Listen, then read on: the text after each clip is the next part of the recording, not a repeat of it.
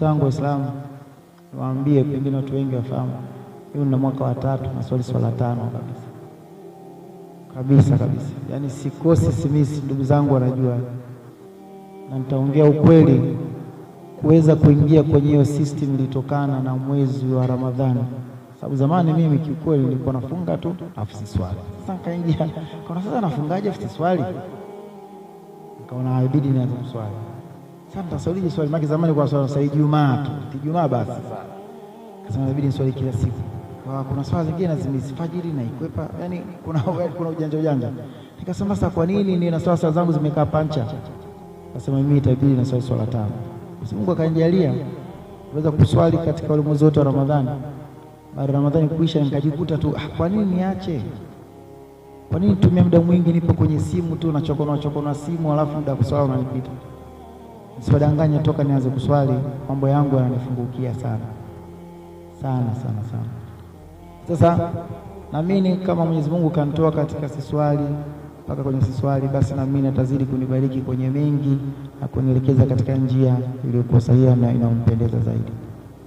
Usia wangu tu mmoja, duniani hapa watu tunafanya shughuli nyingi tofauti. Tusikatishe watu tamaa. Mwenyezi Mungu anasema usikate tamaa na rehema zangu. Sisi especially ma celebrity tuna tabia ya kukatisha tamaa mtu akifanya kitu cha kumpendeza Mwenyezi Mungu. Unataka kumkosoa, yani kama wewe ndio secretary wa Mungu, yani kama wewe ndio unajua kila kitu.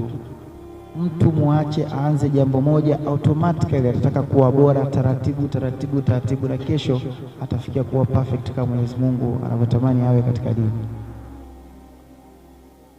Baada ya kusema hayo, katika mashindano haya yanafanyika na Haji, mimi nitaomba kama itampendeza, palipo kuna kwenye washindi nitachangia dola 1000. Sina kikubwa, nitachangia dola 1000. Wataona wanakipangaje kulingana na mshindi wa kwanza, wa pili, sio na watatu watakavyoweka. Na kwa mwaka huu niliambiwa nisome pale, nikasema jamani, kwenye maprofesa bora ukae kimya.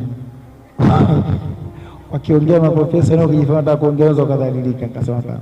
Lakini mwakani inshallah nakuja najipanga kwa mapambano, na naamini inshallah mwakani nitashinda mimi yani. Nashukuru sana. Nikuombe pia mdogo wangu, umeingia katika swala 5 na mimi nathibitisha hilo. Basi liobaki oa au mnasemaje kina mama?